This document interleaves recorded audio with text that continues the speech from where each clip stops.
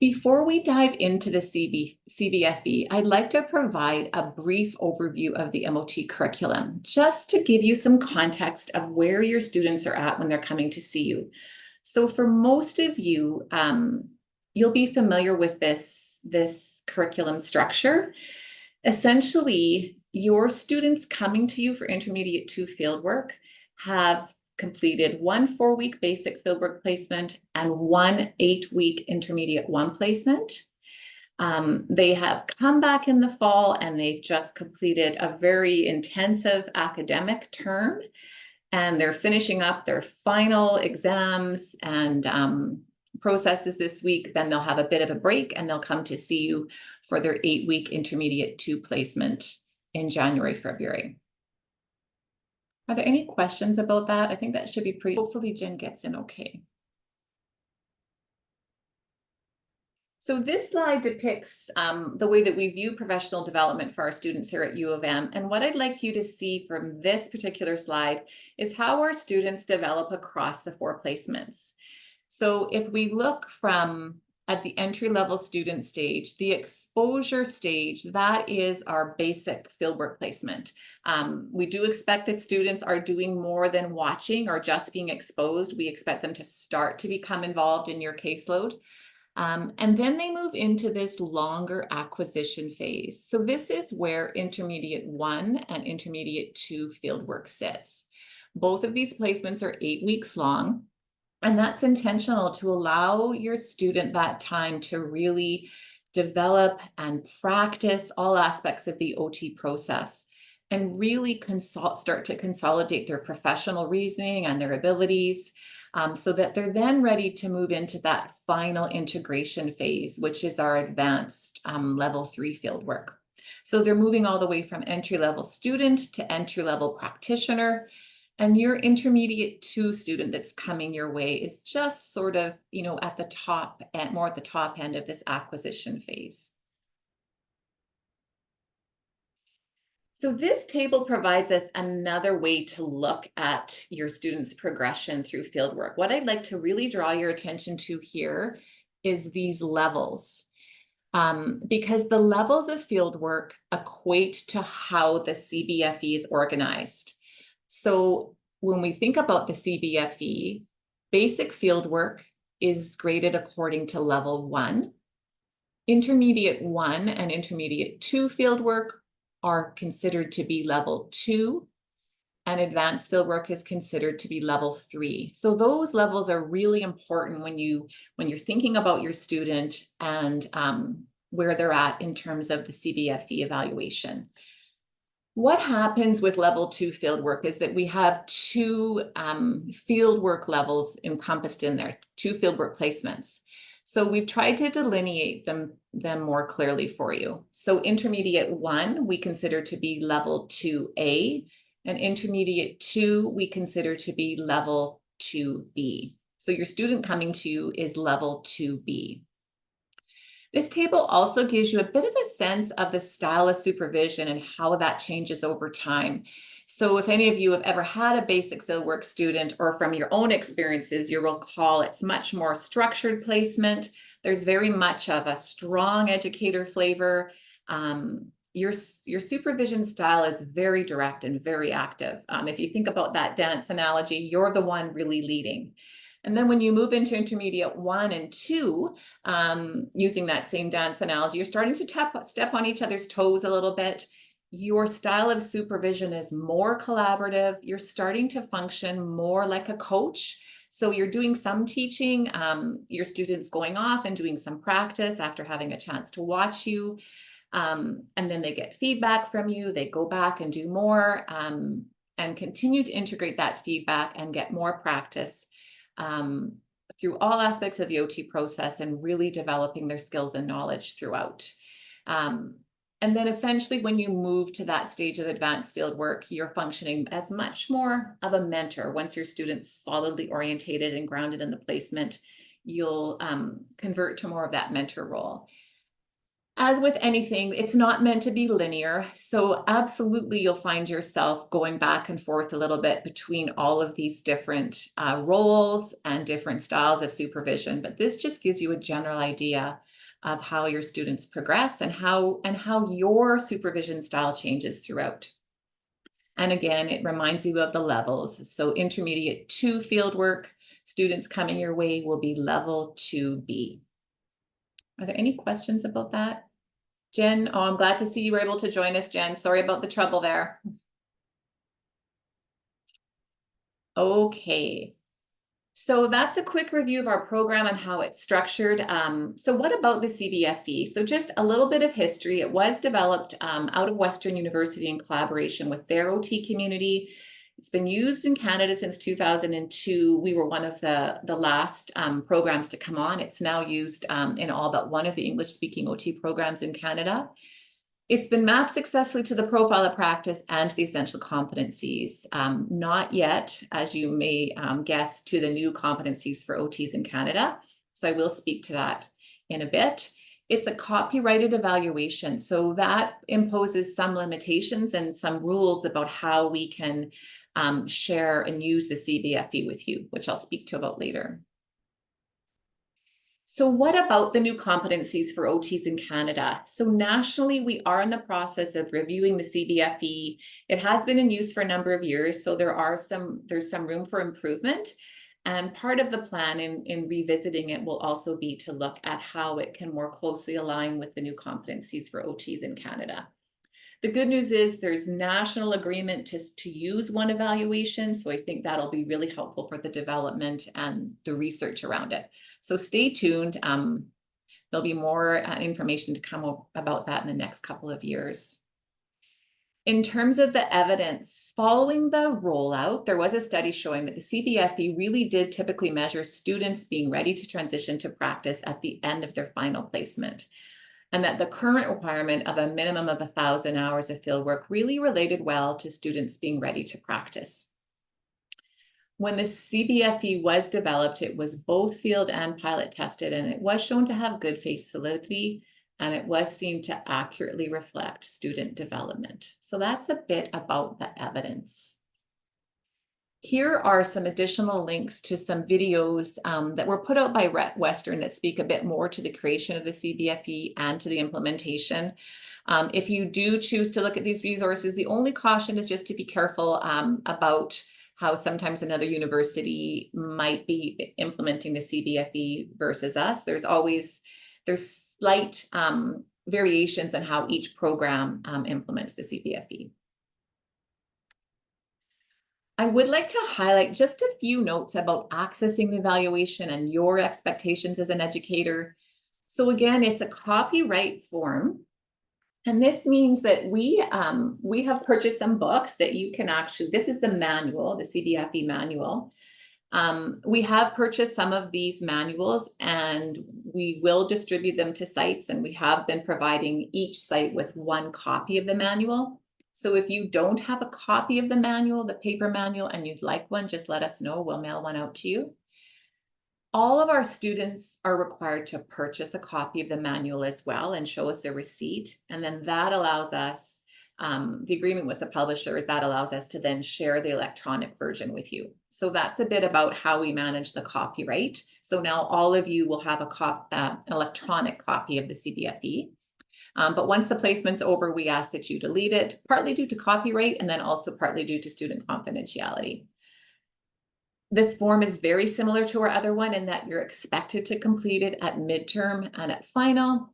And as always, educators are not expected to indicate if the placement's a pass or fail, although you will see a tick box for that, and you're welcome to complete it, but it's not an expectation.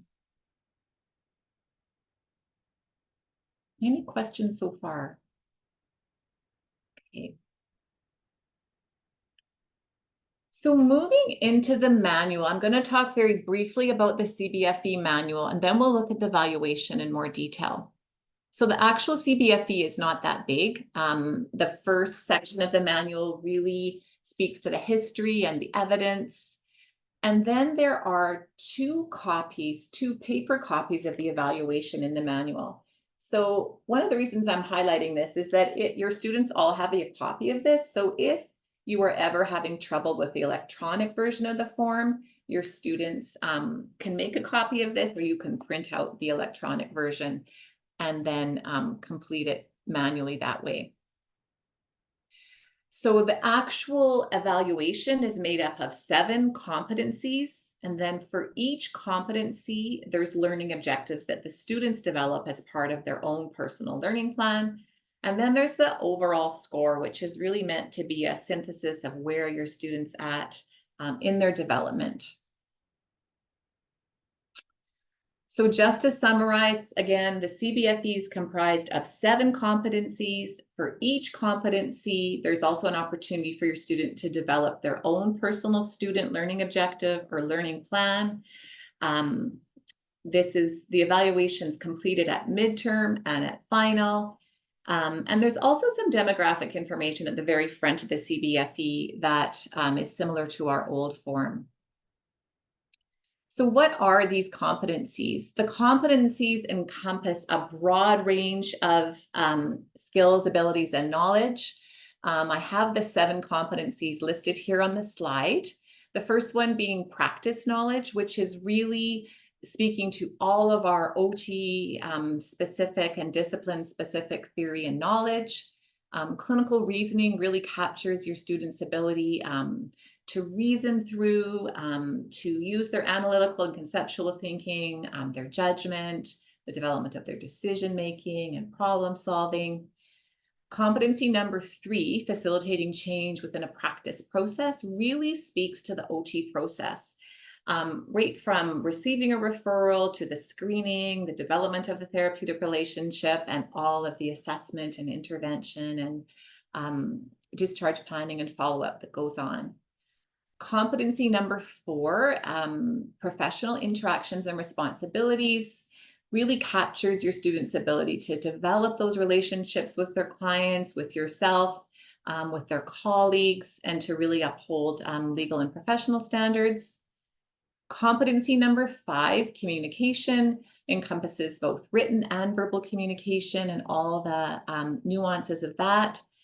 Competency number 6, professional development, really speaks to your students' progress in terms of being self-directed in their learning and accountable for their development, so their ability to reflect and identify their learning needs and make plans from that.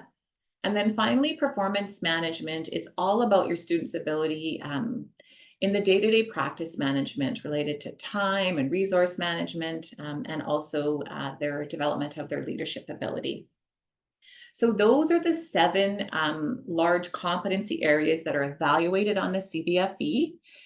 We recognize, as with any evaluation, there is some overlap, so it's hard to think about professional interactions without thinking about communication. So you will see some overlap as you're doing the evaluation. Some of it's just inevitable. In terms of the structure, there's 2 parts. So for each competency, there's the competency rating scale, as well as the learning objective rating scale. So I think before we go any further, I'd like to just, I'm going to pull up the electronic version of the form and just take you for a tour of the form so you have an idea of what I'm getting at. Give you some context for the evaluation. So I believe I've now shared the CBFE form. Can someone let me know if they see it on the screen?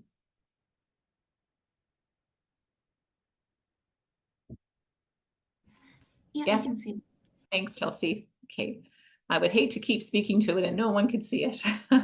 So here is the form. How many of you have had a chance to, are somewhat familiar with the form, either from your experience as a student, or maybe you've had a chance to peek at it already? Okay. Yeah, so a fair number of you. All right, so the first couple of sheets, pages on the CBFE really are very much demographic. They give some placement information, all of which is really helpful to fill out because as students are building their fieldwork profile, and I go back to look at a placement, it's helpful for me to see the codes and to see the placement description. You will see on this second page that there's a signature spot for midterm and final. My advice now, and I will remind you later, is not to sign this form because until you are done everything. Because what happens in some systems is that as soon as you sign the form, it locks the form and you can no longer edit it. And I believe this might have been an issue, if I'm remembering correctly, with either Angela or Jen, maybe Jennifer, I'm not 100% sure. But so that's just my word of advice. Please don't sign the form until you're done everything. And then after those first two descriptive pages, we get into the nuts and bolts of the evaluation. So for every competency, there's one page that's designated to each competency. So here we have the practice knowledge competency. And for every competency, this pattern repeats itself. So you'll see for practice knowledge, underneath there's some bullet points, and these are what we call the competency descriptors that give you some insight into the overall competency practice knowledge. Then over to the right, we have the table, which outlines the scoring. So you can see we have scoring related to level 1, level 2, and level 3 fieldwork. And then underneath, we have the competency rating scale. So this rating scale really tracks your students' progress and development from that of an entry-level student all the way to an entry-level clinician. So really, over time, the student's being rated against being an entry-level clinician. So at midterm and at final, you'll be rating your student based on your overall placement expectations using the drop-down arrow. So here, if you felt your student was on track for meeting your placement expectations, where you want them to be at by the end of Intermediate 2, you might rate them at a 5. And then at final, if they were clearly meeting your expectations, you would use that drop-down arrow to rate them at a 6. And then there's a spot for comments at midterm and final. We'll speak a bit more to grading, but just to give you a sense, when we look at this level 2 grading, we see our Intermediate 2 students really in this range between 4 and 6. So a 6 is the maximum for Intermediate 2. We don't see our students moving past a 6. And usually around at midterm, we would see a 5 as being reflective of meeting expectations at midterm. If your student was being rated at a 4 around midterm for Intermediate 2, that would be more reflective that you have some niggling concerns that they're not quite on track with where you want them to be at for a particular competency. Because really 4 would be the very beginning of Intermediate 2. So by midterm, we would typically expect them to be a little farther along. So that's the competency rating scale for practice knowledge. And then for each competency, we have the learning objective page and the learning objective rating scale. So here you'll see for practice knowledge, the students have an opportunity to identify their own personal learning objective. And then at midterm and final, you're rating their progress on their learning objective, as is the student. So you just hover on the dot and wait for the hand to appear, and then place a line where you sort of see your students' progress on meeting their personal learning objectives. You'll note this is not numerical, it's just an overall reflection of where you see your students' progress on their learning objectives. The personal learning objectives, which we'll speak to a bit more, don't factor into the pass-fail decision. They're very much more within the student's control, and it's something that they could in fact carry on towards another placement if they so choose. So that's the one competency. Then you'll see the pattern just repeats itself on the form for every competency. So for clinical reasoning, you'll see the competency descriptors, you'll see the scoring levels, you'll see the competency rating scale with the comments, and then you'll see the corresponding learning objective page for that competency with the learning objective rating scale. And that will just repeat itself for all 7 competencies. So I'm going to just carry on. You have to trust me that it's the same for all 7.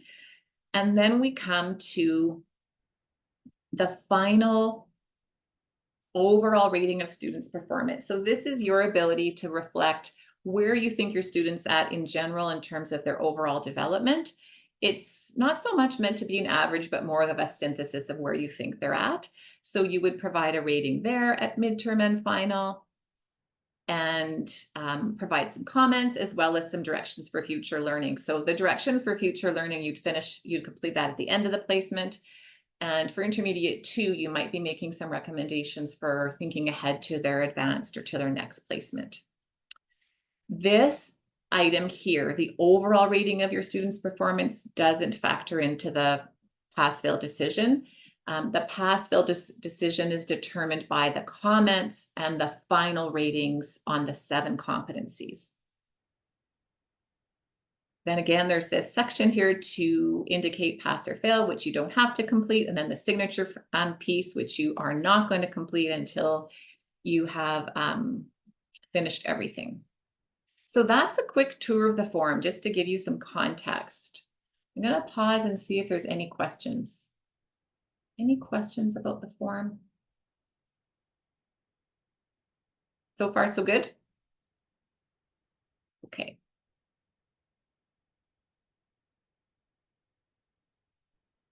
So we've covered the history and what the CBFE looks like in terms of the structure, with each competency having a page dedicated to it with the competency rating scale and the corresponding learning objectives.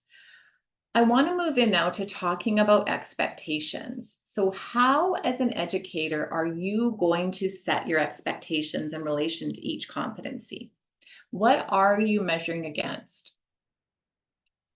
So when we think about your placement expectations, the CBFE is really based on your placement expectations that you're setting in your environment. And there's a number of things you're going to use to help develop your placement expectations for each competency. The first being the competency descriptors. So those bullet points that are underneath each competency, they give you some insight into that competency. The second key thing you're going to use to develop your placement expectations is the learning outcomes for the level of fieldwork. So each of you should have received the intermediate 2 learning outcomes, which give you a sense of what we want students to focus on for intermediate 2. The learning outcomes for each course evolve and build on each other over time. Right now, you're going to use the intermediate 2 learning outcomes as a tool to help you develop your placement expectations. It's important to keep in mind that we see you as the expert of your environment. So you know what opportunities are in your setting, and what your students reasonably going to have a chance to observe, to practice, to get feedback on, and to develop that skill. So as you're developing your placement expectations, you're thinking about your knowledge, what you know about your setting, and what you think your student can experience. You're thinking about the learning outcomes for intermediate 2 fieldwork, and you're thinking about those competency descriptors. And then you're going to look at the competencies and start to formulate your expectations for each competency for intermediate 2. So what we've done to help educators do this is we've created a mapping worksheet, and the mapping worksheet's really designed to help you link your placement expectations to the intermediate 2 fieldwork course and to the CBFE. And then it gives you some examples for you to start to work with to set your placement expectations that are unique to your setting. So I'm just going to pull that mapping worksheet up. I'm hoping you can see it now as I talk to it. There's a table that I'm sharing entitled Worksheet to Develop Intermediate 2 Fieldwork Educator Expectations. And so we sort of often refer to this as our CBFE mapping worksheet. And we found that educators think this tool is quite helpful for developing your placement expectations. So the way it's designed is that over on the left, we have the competency outlined. So for example, we have, first of all, this practice knowledge competency. Then we've briefly listed the competency descriptors, but we know there's more bullet points on the actual form. And then we've mapped alongside which learning outcomes for Intermediate 2 fieldwork relate to that competency. So you'll see it's learning outcome 1 and learning outcome 4. And then in this fourth column, we've provided some sample expectations for what might be reasonable to expect your student to be able to do or to meet by the end of Intermediate 2. So these are examples of minimum placement expectations to meet by the end of Intermediate 2. Now, again, we recognize your environment's unique to you and you know what's in your environment. So then we've left this fourth column open for you to then think about your practice and your environment and then write out the placement expectations for your student related to that competency. And so that really repeats itself for all 7 competencies. And what sometimes educators will do is they will use this worksheet and share the whole worksheet in full with their student when they're talking about placement expectations. Or sometimes some educators might just take this final column and just transpose it into a Word document and have the placement expectations separated out that way. One thing I should share is that this document is not a secret, so I share it with students. They know that educators have this. I think it's helpful for them to know. It gives them a sense of what to expect. And so far, educators have found it helpful. So before I move on, I just want to check, are there any questions about this worksheet? Has anyone had a chance to use the worksheet yet? Perhaps not. Okay. Takes time to be able to get to all of this, I know. So that's the mapping worksheet. So that's another tool that you have to help you develop your placement expectations. And so again, just to review, what are you going to use to help set your placement expectations? You've got your knowledge of the learning opportunities in your environment. You might find even the fieldwork site profile a helpful tool to see what you have listed there. You have the Intermediate 2 fieldwork learning outcomes. You have the mapping worksheet that you can use as a strategy to develop those expectations. I think it's really important to reiterate that you're setting minimum placement expectations for each competency. And I want to emphasize that. So you're really thinking about what do you expect? What do you minimally expect for your student to be able to do to be rated at a 6, right? To be clearly meeting your expectations for that competency by the end of Intermediate 2 fieldwork. What does your student need to be able to show or to do on a regular basis for you to say, yes, they've achieved your expectations at this level, and they're ready to then transition to level 3 advanced fieldwork. So having those expectations really provides a roadmap for your student and for yourself, and it really, really is helpful when it comes time to doing your evaluation of your student's performance, because you have a clear idea of what you're rating your student against when you complete the midterm and final and when you fill in that competency rating scale. So again, when it comes to midterm and final, you're going to rate your student based on those placement expectations that you developed. You'll use the numerical rating on the competency rating scale and the comments. This is an example. It's a paper version of an example at basic. So for basic, the maximum is 3. So if this was to be completed for a student at Intermediate 2 and they were, doing well and progressing well in terms of meeting your expectations, you might have used that drop-down arrow to reflect a rating of a 5 at midterm. And if they were clearly meeting your expectations at final, you would likely then rate them at a 6 and then provide those comments. And just keeping in mind that 6 is the maximum for Intermediate 2. If your student was Intermediate 1, the maximum would be a 5.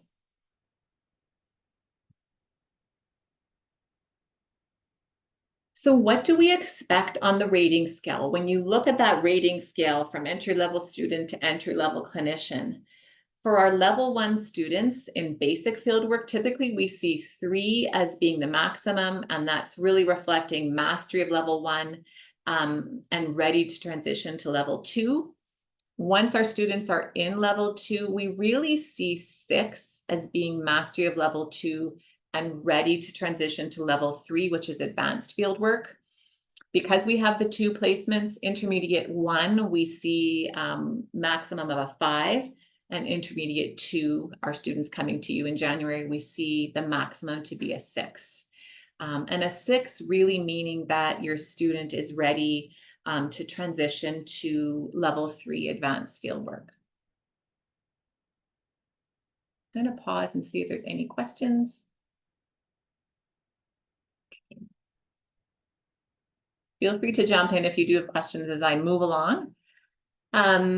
So again, it's important to recognize when it comes to evaluating the competencies, you're going to rate your student at midterm and final.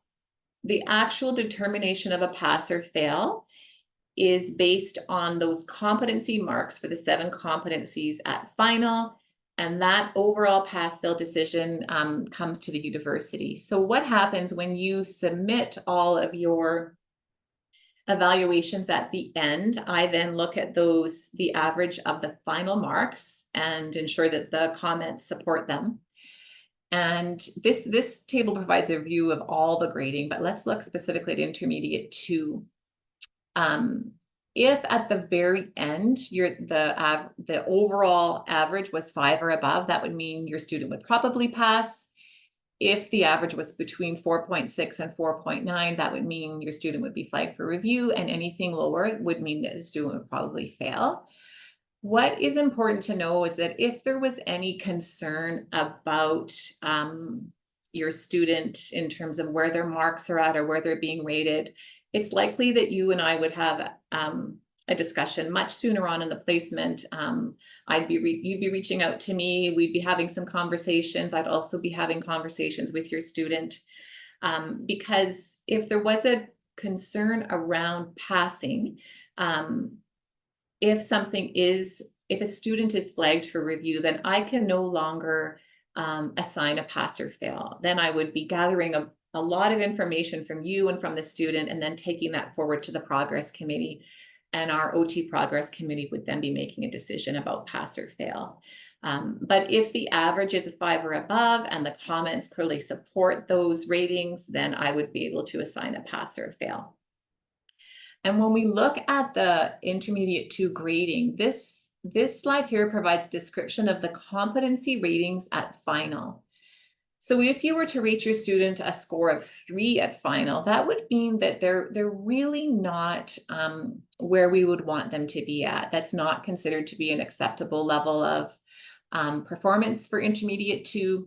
If you were to rate them at a 4 for final, that would mean that they're experiencing some difficulties.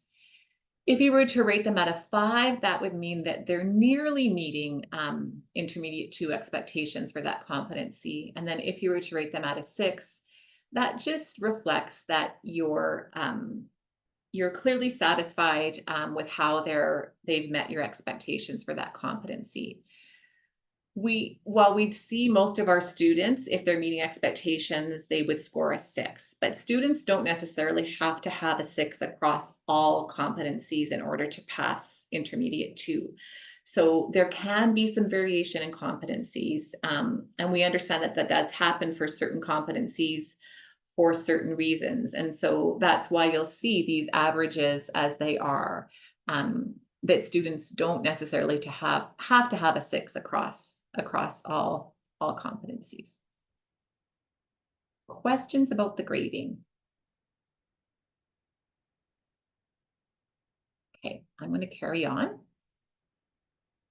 So that covers all about the competency rating scale and your work as an educator in terms of setting those expectations and then going on to evaluate them. Now I'm going to move on to student learning objectives. So sometimes these are referred to as personal learning objectives, or the student learning plan, or the learning contract. Really, what's important to note is that these personal learning objectives are much more under the control of your student.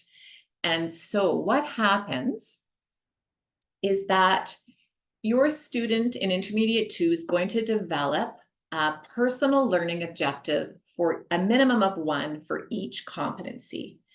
And they'll do that. They'll create that learning objective by the end of week 1 of the placement. And we say the end of week 1 because we feel your student has to be kind of immersed in your placement to understand what's even possible. And we also know that it's helpful for them to understand what your placement expectations are already in place, so that they can then go and think about what else do they want to develop. Because their personal learning objectives are meant to be additional or augmentative as much as possible to your placement expectations that you're setting for each competency. So your role as an educator is really to help your student, to ensure that what they're wanting to achieve for a personal learning objective is actually realistic in your setting, that it's doable. You might help them tweak a bit, or have some discussion, but really it's their primary responsibility to create that personal learning objective and then share it with you. So at basic, they only have to develop 3. So they could pick 3 competencies and develop a personal learning objective for those 3. For intermediate and advanced placements, they do a minimum of 1. Students, just like the competency rating scale, they are doing a self-evaluation of their learning objective at midterm and final. And you're also rating them on that learning objective rating scale. The learning objectives do not determine or factor into the pass-fail decision. So that's an important thing to keep in mind. Your student's personal learning objective, if they maybe don't quite meet it, it could be something that they carry on with them into another placement, into their advanced placement. So it's not numerical. They don't determine pass or fail. Your student might carry it over into another placement. It's really about them thinking, what do they want to learn, and stating that objective clearly, and then thinking about what resources are required to meet that personal learning objective and listing those resources on the learning objective page. Then they need to think about their evidence. So how do they want to demonstrate that they've met their learning objective? And then their validation, they need to think about, how do they want their evidence to be evaluated? So are they going to look to feedback from you as an educator or feedback from another team member? Some students might use some self-reflection or a journal to validate some of their work. There's a variety of ways that they can look at that. But what's important is that they think about each of those items, and then they will write that out on the learning objective page for the corresponding competency that they're developing it for. And when we talk about you as an educator rating their progress on their learning objectives at midterm and final, your students doing their own self-evaluation and you're also rating it, you need to have some context for what their personal learning objective is. So we ask that your student copies their information into your version of the evaluation so that you have that context. So when you go to rate their progress, you actually know what objective it is that they've set for that competency. I'm going to pause and see if there's any questions about that.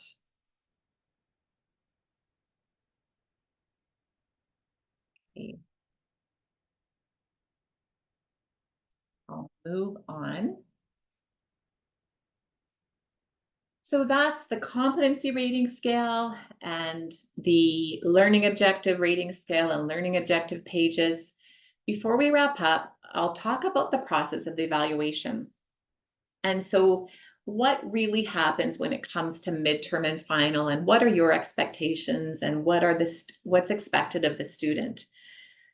So just to summarize, your student, that first week, they need to develop a minimum of 1 personal learning objective for each competency. Then at midterm and at final, your student needs to complete their own self-evaluation. So they will be self-evaluating their progress on each of their learning objectives, and they'll also be looking at the 7 competencies and self-evaluating themselves using the competency rating scale. So they'll be giving themselves a number rating and also filling in the comments. And their CBFE is essentially the same as yours, except at the very end, they have what's called a learning log, and that just helps track some of their experiences throughout the placement. So they're completing essentially the same form that you have with the addition of that learning log. And the idea is that they need to share that with you at midterm and at final. And they also complete a fieldwork site experience form and share that with you at midterm and at final. So that's the expectations of your student. And just to review for yourselves as an educator, that first week, you'll be setting your minimum expectations and sharing that with your student. You'll be collaborating with them as much as they need regarding their own personal learning objectives and what those look like. And then at midterm and final, you're providing a rating and comments for each of the 7 competencies and the overall rating of their performance. And then you're also rating them on that learning objective rating scale for each of their own personal learning objectives. Just as to reiterate, you're not expected to indicate if the placement is a pass or a fail, but you can check off that box if you want to. And then when it's all done at the you don't need to send anything in at final, but once the placement's over, there's the 3 forms that you'll send to OT Fieldwork, the OT Fieldwork email. You'll send your version of the CBFE, you'll send your student's version, their self-evaluation, and then you'll also email us the Fieldwork Experience Evaluation form. And you're welcome to keep a copy of the Fieldwork Experience Evaluation form for yourself. We ask that when you email OT Fieldwork, you also copy in your student, and that way they know all these forms have been sent in and they've got a copy for their own records. And then once Rhonda receives everything, she'll download everything and make sure that it's all in good order, and then she'll confirm that with you. And once you've heard back from her, that's when you can delete everything from your system. Any questions about that process? We will send you lots of reminders along the way once your students are out in the field with you. And just to remind you that it is the copyright form. That's one of the reasons we ask you to delete it at the end. If you did want a copy of the CBFE manual, let us know and we'll happily send one out to your site. Tricks and tips. We acknowledge that sometimes this electronic form, since we had the PDF version developed with the publisher, that there are some growing pains that we're working with the publisher on. So this page gives you some tricks and tips for trying to avoid any of this grief. I would say 2 of the biggest tips that seem to be successful.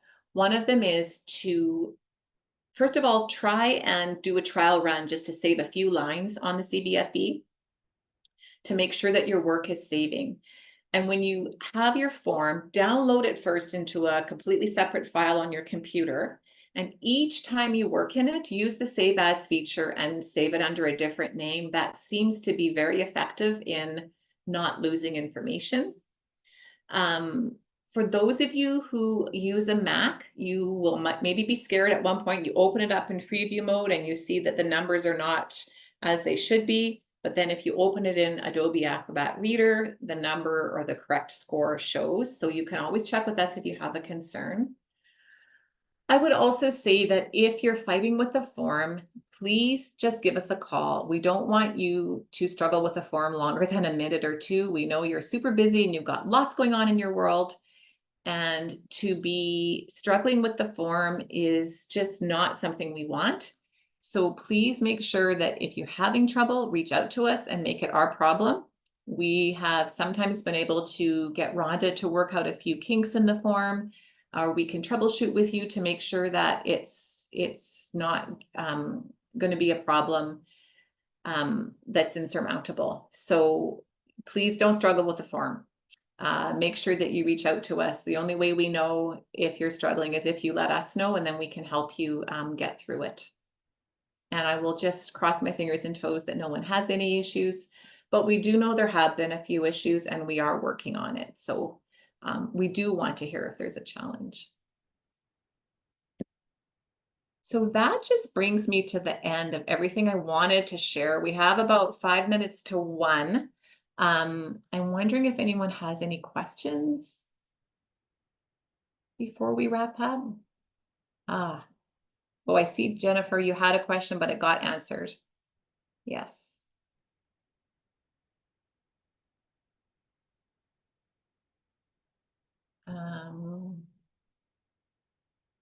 Okay, yeah, don't see any other questions.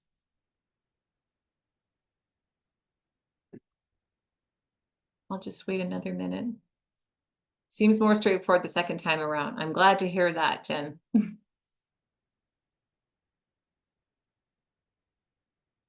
Any other comments or questions?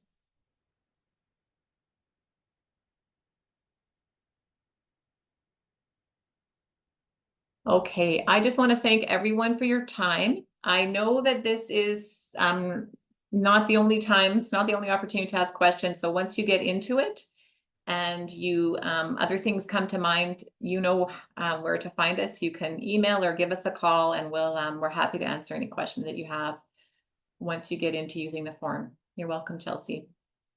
So thanks everyone so much, and good luck with the form and with your students. And I'll look forward to working with all of you in January and February. Take care.